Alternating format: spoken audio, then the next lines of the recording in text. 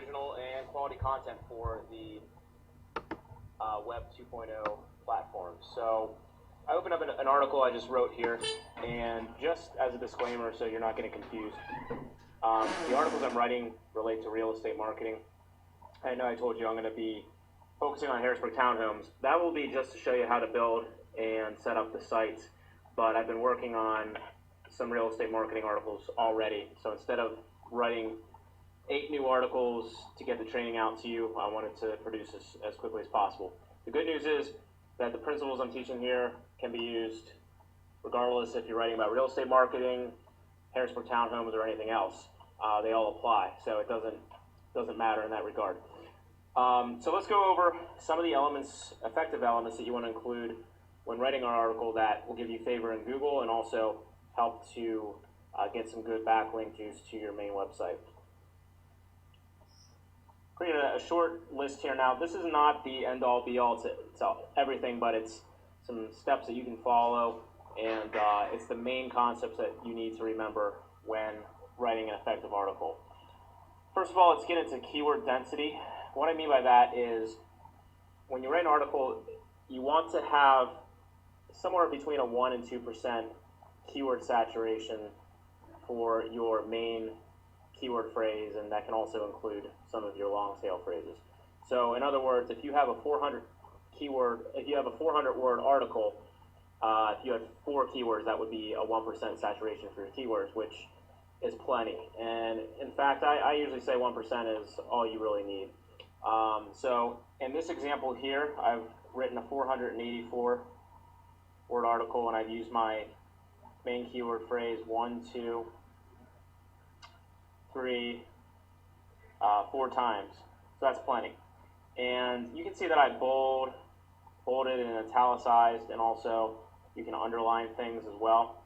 That used to have an effect on rankings and having Google index your article, but I'm not so sure that matters anymore. I've done a lot of testing, and even if you don't take the time to bold, italicize, or underline, Google's still going to figure out what your article's about. So it's not going to hurt if you do it, but it's not really a necessity. Additionally, I leave at least 100 words or more in between using my keyword.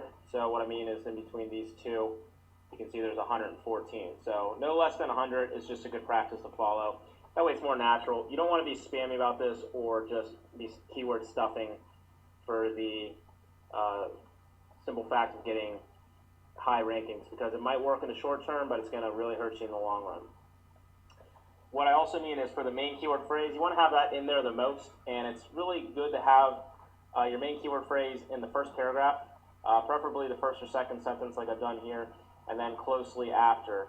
And then you can have a little bit more text in between using the next 1 or 2 that you'll include. So good to have that in the beginning, just so when Google's crawling your page, it can very quickly find that this is all about real estate marketing.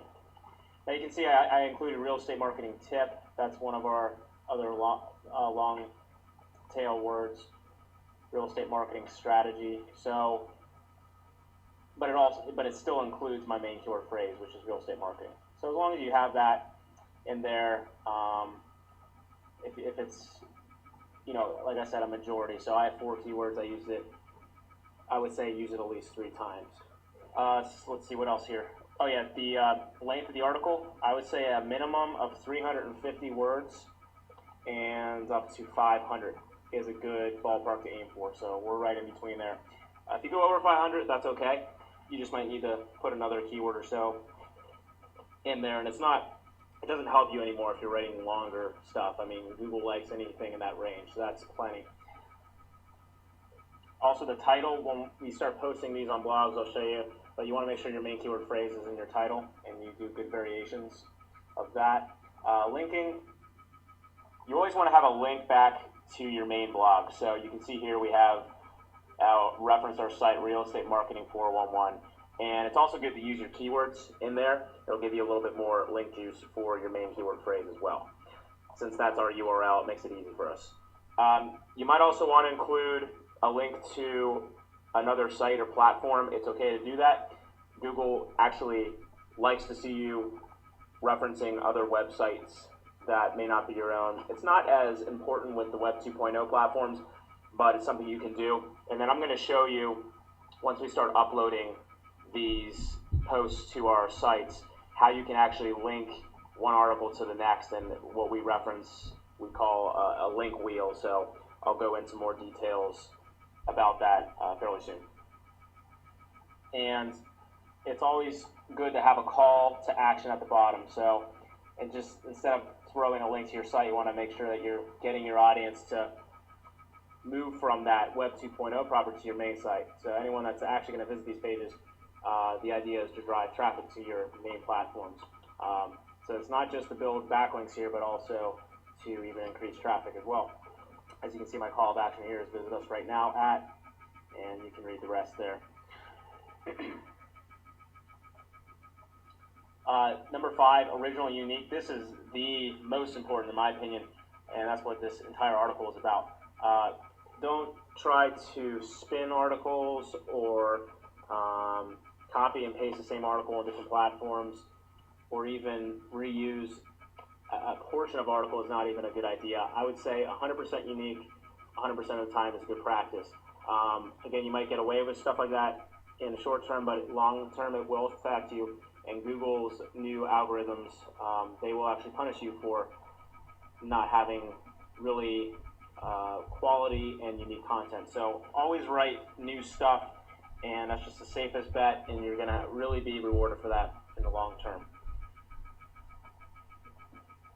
Some other stuff that you can do, it's not required, but it can help with, just having your article to rank, get your Web 2.0 platform to rank well.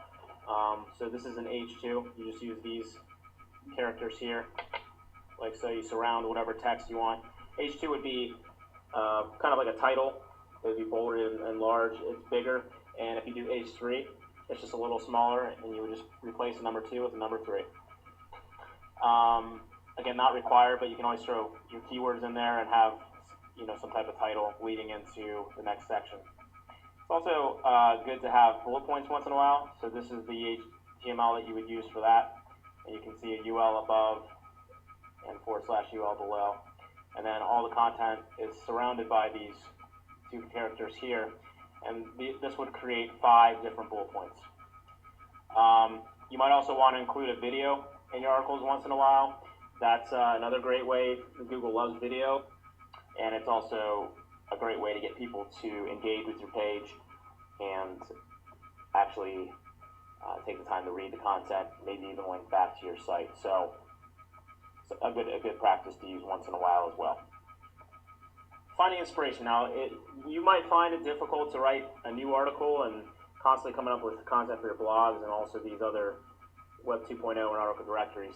So I gave a list of some items to look at here that can help you to find new ideas, inspiration. Your best resource is yourself. You know a lot more than you might give yourself credit for. So just be sure to, talk about what interests you and what you already know that other people would find to be helpful or useful. Maybe in buying, for example, townhomes or renting them out, how to find a good rental, how to search for foreclosures. You can just start making a list of ideas that come to mind and keep that in a good depository that you can go to and pull from whenever you need to. Look at YouTube videos on Google. Just Google your search terms or things that are related to your terms to see what other people have written. I'm not recommending that you copy their content, but it's good to find inspiration by reading it. So, and make it into your own article and your own unique content. That's okay to do, just so you're not copying their stuff word for word or, using all the same sentences they are. Just use it, read through it a couple times, and that'll give you some inspiration for your own article. You can look at Twitter updates within your market niche and see what other people are posting about stuff, or maybe they'll post a news article that you'll find some inspiration for, which goes with number 6 right there. Looking at your major news websites or trade sites that you have. You can also use Google Alerts, which if you go to your Google account, I'll just do this real quick here.